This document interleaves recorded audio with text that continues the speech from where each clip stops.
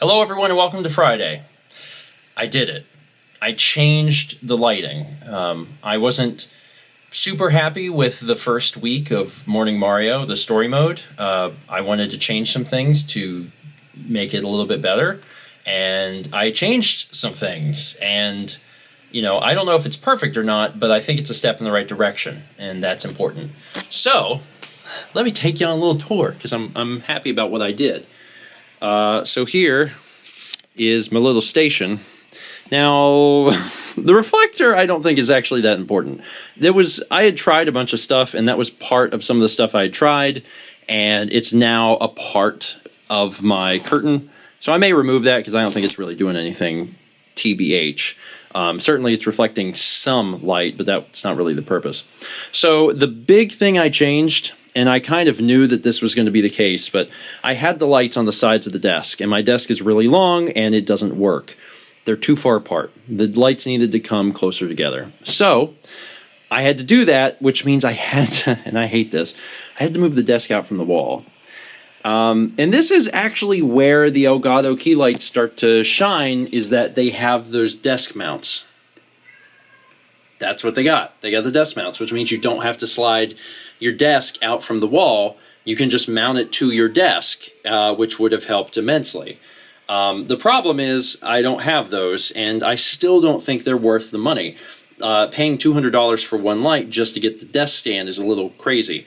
I think what I may do in the future is try and make my own solution. I've seen some people online making their own desk mounts for lights, and it's certainly not impossible. So in the future, I might do that. I might make my own with these lights, which are a lot cheaper, and then I could move my desk back to the wall.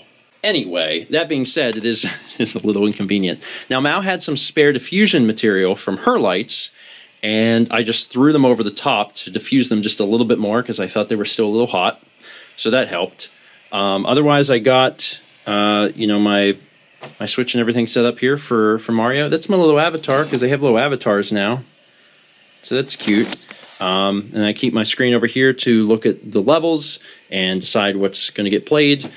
And then the big thing that I think made all the difference here is that I followed the principles of doing chroma key in the first place, which is you're supposed to light your talent and your screen differently. You're supposed to light the screen separate. And you can get away with not doing that to some extent. If your light is super diffused and in just the right spot, and you and the screen are close enough and your light is intense enough, then yeah, you could get away with it, but that's not really how it's generally done. So instead, these were lighting me, and then the Cowboy Studio lights, which are up here for breakfast stream, I just pulled them over onto this side of the room, and I lit the screen. And it's not perfect by any stretch of the imagination, but it's pretty good. And the thing that I was worried about is, I felt like from the first week recordings, it was a little unflattering for the shadows and stuff on the face, and I feel like I did an improved job this time around for this week. So that's exciting. It's nice to feel like you made an improvement somewhere. And it's like that for every facet of life. It's always good to look back and be like, wow, that's the way it was. Look how far I've come, Even if it's just as simple as I moved the desk forward and put the lights behind it and lit the screen separately, and it made a big difference, because it did. Anyway, this is probably not the final iteration, to be honest. Anyway, I'm happy with it for now. I might change it in the future, but for right now, I'm very satisfied. And once all the lights are on, you can see everything. It's a little wild looking. That's a lot of setup for something like this. But again, for me personally, it's like I did 800 episodes of this show. With how many levels have been submitted and rated, and how excited people are to play this game and see this game, there's a good chance we're going to do another 800. So that's why, I want to make production as good as possible. That's something I've said before, passionate about, so I'm going to be working towards it. The other thing that's really exciting is that this was the first time we got to record user-submitted levels, and I am so excited about it because when Morning Mario first started, we didn't have that. It wasn't until later that we added that feature, and it made a huge difference, and it's making a huge difference like straight out like the gate for Morning Mario now, for Super Mario Maker 2. And what's neat is that it's an even playing field for like famous creators and also our community, because whenever someone submits a level, it doesn't matter who you are. It doesn't matter if you pulled a level that you saw on YouTube that had 5 million plays, or if it was a level that you've been working on for a week and you got it to a point you think it's really good and you submit it. It doesn't matter who you are, because when people start rating levels, if it's good, it's good. If it's bad, it's bad, and that's it.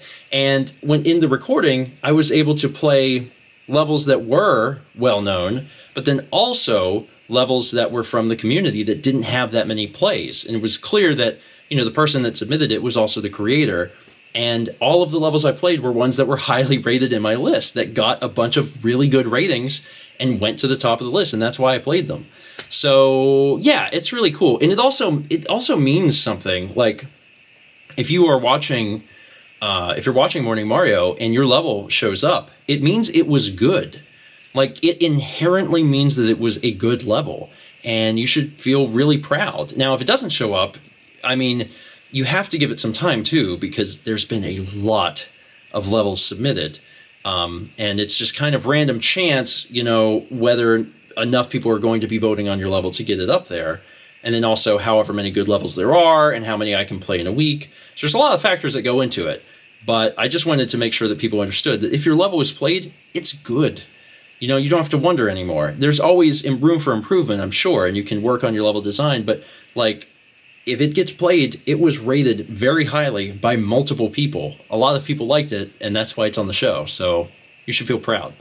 Likewise, if you just found a level and you submitted it, you did a good job of finding a level that people like, because people voted it high. Anyway, yeah, it was just a good recording session, and I'm just really happy with the fact that it's back, the fact that the game is good. It's got a bunch of new features and new music and new themes and all these wonderful things that make it fun. And I'm very happy that people are as adamant about the game as I am, because there's so many levels and so many ratings. And I really, truly think that Morning Mario is going to be around for a long time. It was around for 3 years the first time, and I really think it's going to be around for another 3. I hope Nintendo continues to support it too, because that'd be cool. Anyway, that's it. Thank you so much for watching. Be sure to tune in tomorrow, because Thomas is actually going to be in town for a little bit. We're going to be hanging out with him, and Dan returns from his trip to Jacksonville to see his family, so he'll be over here as well. We'll be hanging out with both of them tomorrow. Anyway, that's it for today. Thank you so much for watching, and as always, let's meet back tomorrow, shall we? You got it! Hey!